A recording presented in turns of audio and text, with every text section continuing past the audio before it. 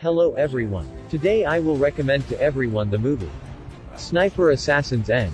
A new action movie in 2020. Follows the series Snipers, and is also considered the second part of Ultimate Kill. The movie is about father and son who are snipers. They must go to escape from the chasing of CIA, Russian mercenaries, and an assassin of a Japanese gang. Let's see how they will fight. In one room of a luxurious hotel, a female sniper was doing her task. She turned on the phone and slowly walked to the window.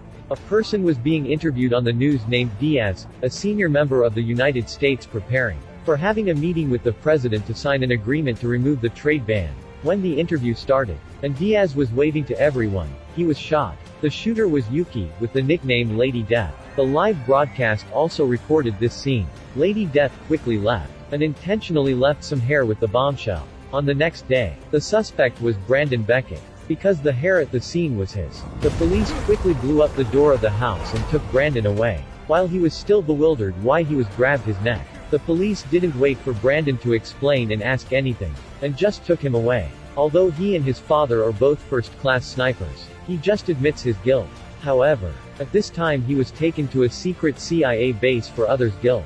Agent John Franklin came. He said Brandon killed Diaz to get caught due to some damn hair. It was ridiculous. At the same time, Lady Death was watching over Brandon.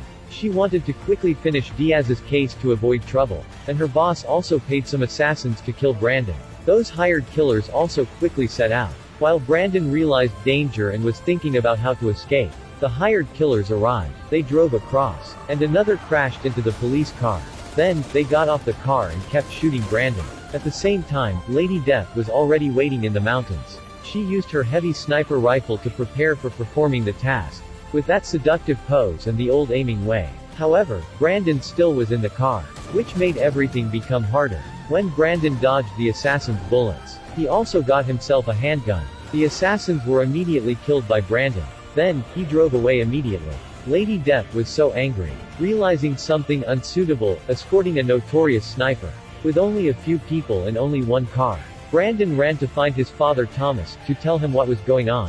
At the same time, Zero, a DHS investigator, came to see Clover, who was also investigating this case. He believed Brandon wasn't Diaz's killer. He had seen on the news Donald, CEO of a pharmaceutical company, show up at the meeting. Why would a businessman come to a political meeting? This made Zero suspicious. Zero quickly went to Donald's company to investigate.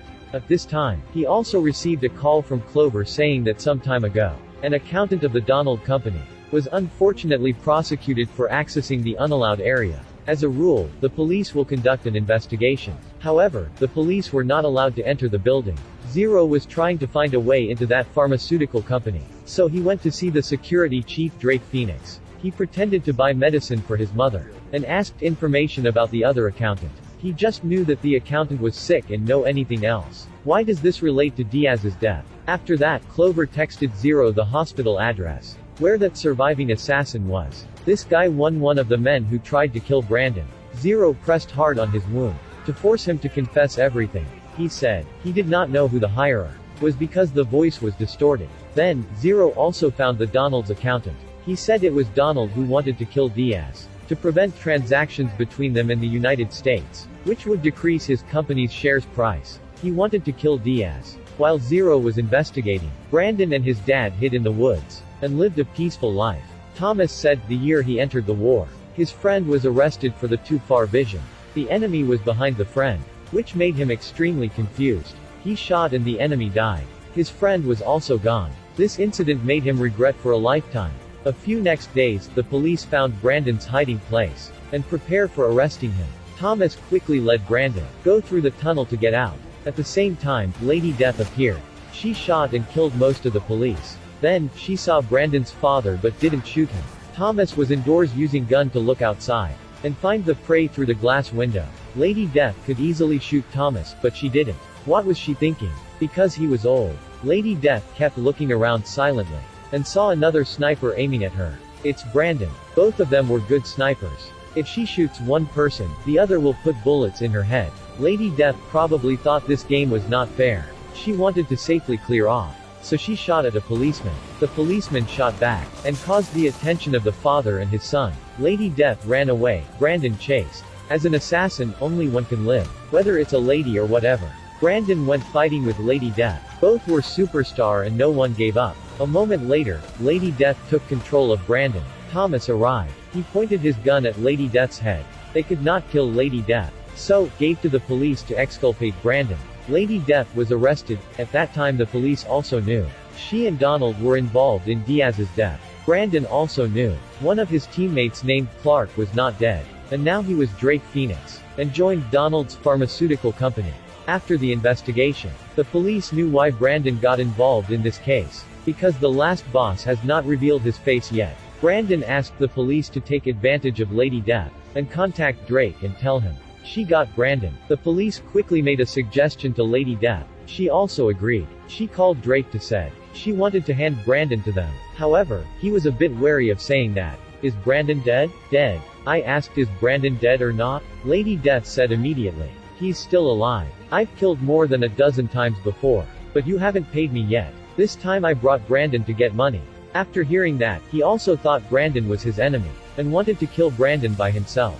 After having the appointment address, everyone immediately planned for this mission. The police demanded Lady Death to use a fake gun, and Brandon prepared 2 real guns just in case. To protect Brandon, they had to arrange a position and a good sniper. In case of any possible situation, Thomas said he will take over the position.